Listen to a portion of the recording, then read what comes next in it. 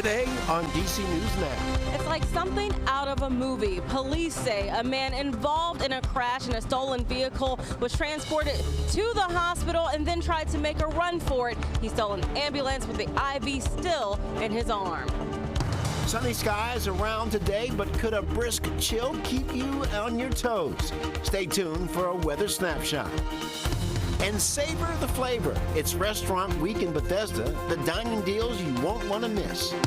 Plus, meet an inspiring Virginia teacher who's celebrating the honor of a lifetime, this week's DMV Doer. And a shootout in the middle of a DC street, all caught on a door-ring camera.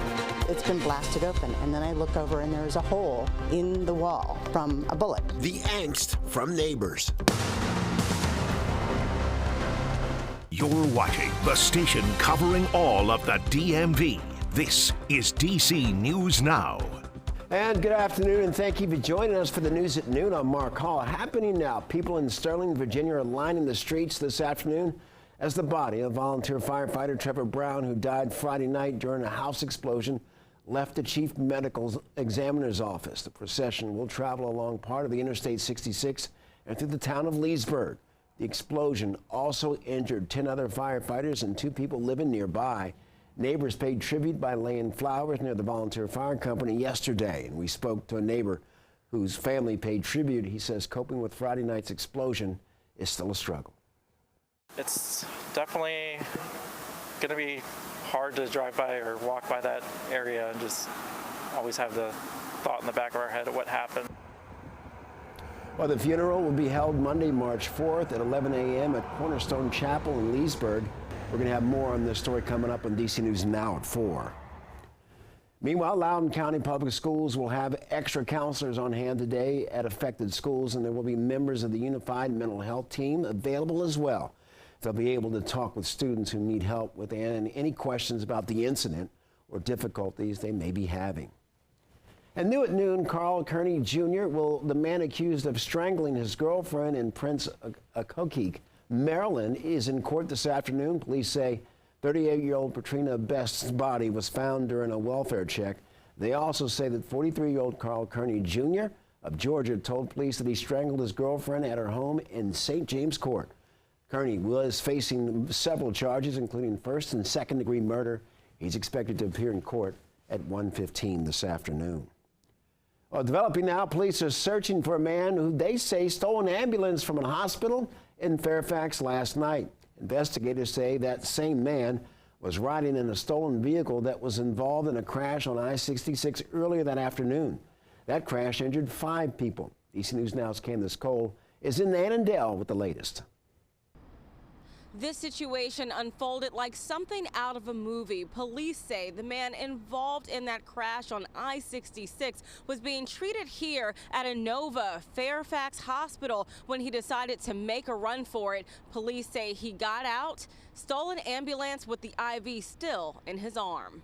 Take a look at your screen. That's a picture of 32-year-old Ricky Lowe of Manassas. Fairfax County police say he's suspected of stealing a private medical transport ambulance while still wearing his hospital gown. Police say Rowe had been among those injured in a single car crash just after noon on Monday at the on-ramp to get onto I-66. According to police, the vehicle carrying 4 men and 1 woman had been reported stolen near Fair Oaks Mall in Route 50, and when the driver saw police, he hit the gas. All 5 were taken to the hospital. 1 has life-threatening injuries, and the ambulance was recovered just before 9:30 p.m. Monday. Now, police are still investigating that crash on I-66. They say they recovered drugs and 2 firearms, including a rifle from that stolen car. And of course, this brings up all kinds of concerns around security at hospitals, exactly how Lowe was able to get away. Police say if you see him on the street, call 911. In Annandale, Candace Cole, DC News Now.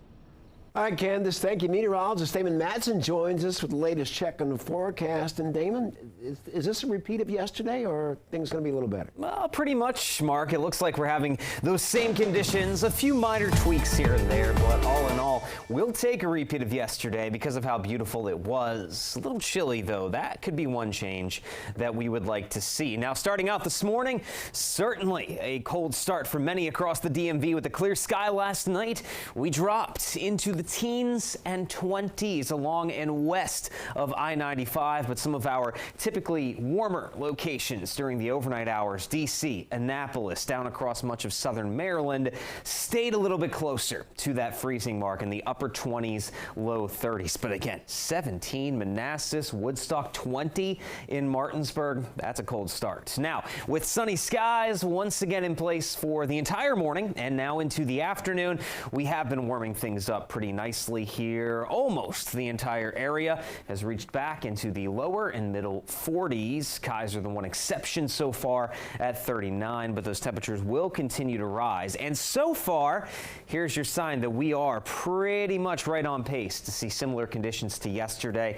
That temperature change right about the same as compared to lunchtime on your President's Day. Now moving forward here, the sunshine is not going to stop. We may end up seeing a few more clouds later in the afternoon going into the evening. And notice these temperatures here. We are going to hit the upper 40s. Some locations will hit the lower 50s, and it does appear like we'll have more of those lower 50s in place before the day is done. So temperatures dialing up a few more degrees today. Are we going to dial them up even more so as we head into your Wednesday, Thursday, and Friday? We'll have a full check of that forecast coming up here in just a bit. All right, Damon, thank you. Happening today, Maryland State House will hold a hearing on a fire safety bill. The bill is named after Melanie Diaz. She died in an apartment fire in Silver Spring just over a year ago. The bill would establish requirements for installing fire safety equipment in certain high-rise buildings, and it would also establish a work group who would develop best practices for high-rise buildings built before 1974. That group would be required to report its findings and recommendations by the end of the year.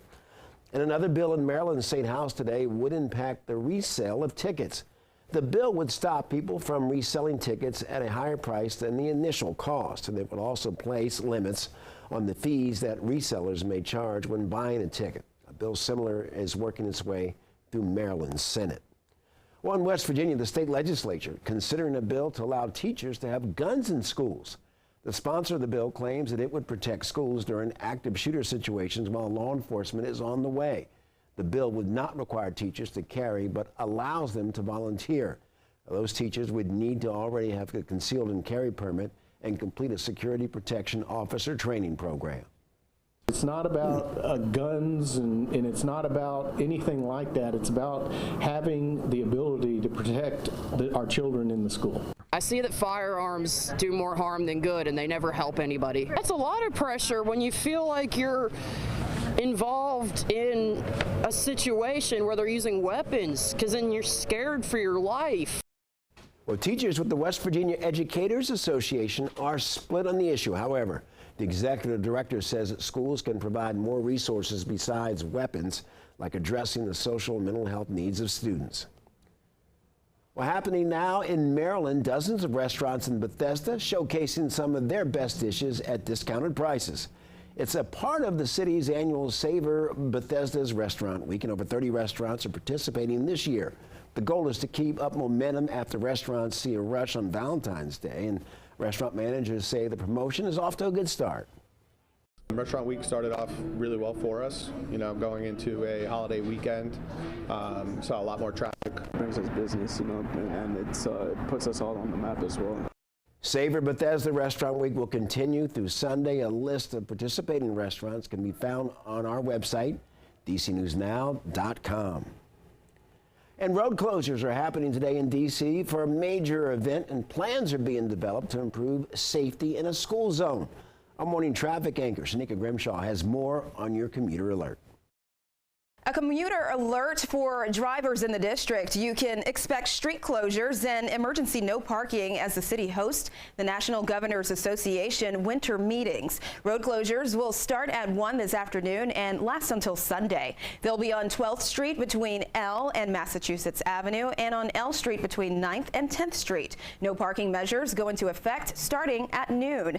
Those will take place on 9th, 10th and L Streets. DC police say you should expect delays in the surrounding area. And in Montgomery County, the Department of Transportation is holding a meeting tomorrow. This is in part of their Safe Routes to Schools program. Now, the meeting will present designs to improve safety in the Forest Knolls Elementary School area. The meeting will be held at Forest Knolls Elementary School, and the department is encouraging the public to look over the project.